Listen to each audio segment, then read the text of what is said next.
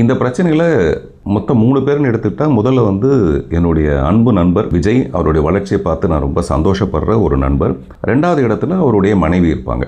இன்னமும் கோர்ட்டு தீர்மானிக்காத வரைக்கும் இப்போ வரைக்கும் அவங்க மனைவி தான், அந்த முக்கியமான ஸ்தானத்தில் தான் அவங்க இருக்காங்க.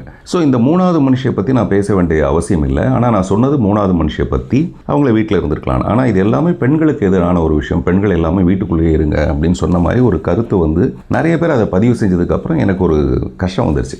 அவர் பாண்டே சொன்ன மாதிரி இதை நம்ம தவிர்த்திருக்கலாம், தவறு நடந்துருச்சுன்றதுக்காக நான் உடனடியாக அதை வந்து ஒரு பேடில் எழுதி ஒரு கோழி சேவலை வச்சுட்டு அந்த ஹாப்பி உமன்ஸ் டேக்கு ஒரு ஏஐ மூலமாக ஒரு வீடியோ செய்கிறதுக்காக முற்பட்டு மத்தியானமே இந்த ரெக்கார்டிங் எனக்கு முடிஞ்சு போச்சு. என்னுடைய வருத்தம் தெரிவிக்கிற ரெக்கார்டிங். ஆனால் அது ஏஐ முடிகிறதுக்கு ராத்திரி 8 மணியோ 9 மணி ஆகிடுச்சு.